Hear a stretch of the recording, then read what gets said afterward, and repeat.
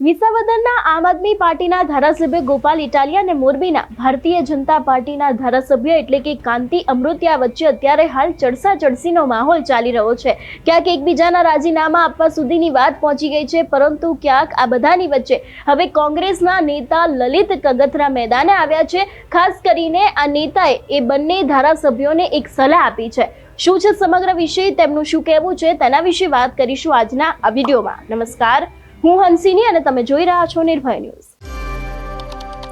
ક્યાંક ગોપાલ ઇટાલિયાના રાજીનામાને લઈને અત્યારે હાલ ઈસુદાન ગઢવી દ્વારા એક સૌથી મોટો ખુલાસો કરવામાં આવ્યો। એ તો આપણે સાંભળ્યું કે ગોપાલ ઇટાલિયા કોઈ પણ સંજોગોમાં રાજીનામું નહીં આપે, પરંતુ ક્યાંક કાંતિ અમૃતિયા છે તેમના દ્વારા પણ ઘણા બધા ખુલાસા કરવામાં આવ્યા। આ વાતને લઈને ઘણા બધા નિવેદનો આપવામાં આવ્યા, પરંતુ ક્યાંક હવે કોંગ્રેસના લલિત કગથરા વાતને લઈને મેદાને આવ્યા છે। તેમનું કહેવું એવું છે કે જનતાના પ્રશ્નો ઘણા બધા છે, એની તમારે ચેલેન્જ લેવી જોઈએ।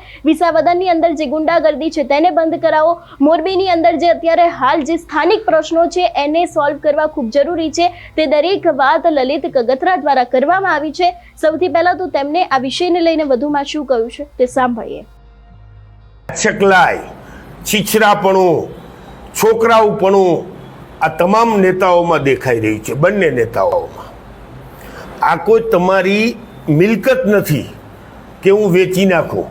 વિસાવદરની જનતાએ અને મોરબીની જનતાએ કેટલાય પડકારો સહન કરીને તમને મત આપ્યા છે। ચેલેન્જો મારવી હોય તો કાંતિભાઈ અમૃતિયા અને ગોપાલ ઇટાલિયાને હું અહીંથી ખુલ્લા મંચ ઉપરથી કહું છું કે પ્રજાના પ્રશ્નો સોલ્વ કરવાની ચેલેન્જ આપો। તમારામાં તાકાત હોય તો એમ કહો કે વિસાવદરમાં એક પણ માણસને ગુંડાગીરીથી કોઈ હેરાન નહીં કરે, કોઈ અધિકારી મારા વિસાવદરની અંદર ભ્રષ્ટાચાર લઈ શકે એવી હિંમત નહીં કરે। આવી ચેલેન્જો મારો। તમે હાકાને પૂછ્યા વિના બાથરૂમ જઈ શકવાના નથી અને તમે રાજીનામાની વાત કરો છો। તમને પ્રજાએ મત આપ્યા છે પ્રશ્નો સોલ્વ કરવા માટે। તમને પ્રજાએ જે મત આપ્યા છે એ વિસાવદરની જનતાએ ને મોરબીના જનતાએ આવું નરક બનાવવા માટે નથી આપ્યા। તમને જે પ્રજાએ મત આપ્યા છે એના સોલ્વ કરવા માટે।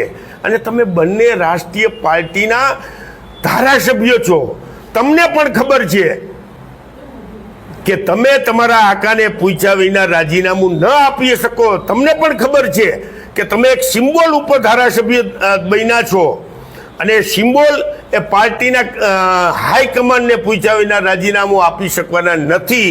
પછી પકડ મુજે જોર આતા હે, મારી નાખું, તોડી નાખું, ફાડી નાખું, કાપી નાખું।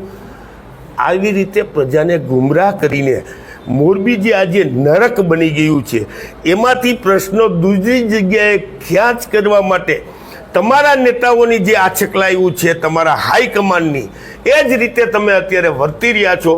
ભાઈ શ્રી ગોપાલભાઈ અને વડીલ મુરબ્બી કાંતિભાઈને મારી નમ્ર વિનંતી છે કે તમારે બેયને ચેલેન્જો આપવી હોય તો પ્રજાના કામ કરવાની ચેલેન્જો આપો। મારી મોરબીમાં કોઈ લુખાગીરી નહીં કરે, કોઈ ગુંડાગીરી નહીં કરે એની ચેલેન્જ આપો। મારી મોરબીને પેરિસ ન બનાવો તો કાંઈ નહીં, પણ અત્યારે જે સામાન્ય માણસ જીવી શકે, રોડ રસ્તા ઉપર ચાલી શકે એવા રોડ રસ્તા બનાવો, ગટર વ્યવસ્થા સાફ કરો, વિસીપરામાં જઈને આવો, નરક દેખાશે। આ ચેલેન્જો આપો। ગોપાલભાઈ, તમે વિસાવદરમાં ચેલેન્જ આપો કે આવડા પડકારોની સામે પ્રજાએ મને મત આપ્યા છે।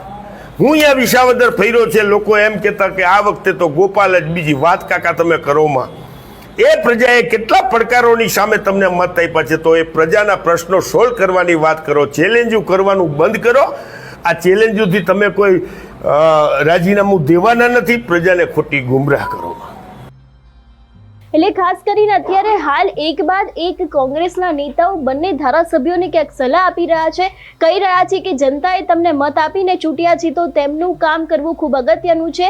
ખાસ કરીને આવી ચેલેન્જ કરતા જે અત્યારે હાલ જનતાના કામો છે, એ લોકોના પ્રાણ પ્રશ્નો છે, એ લોકોની સમસ્યા છે, તેને સાંભળવામાં આવે તે ખૂબ જરૂરી છે।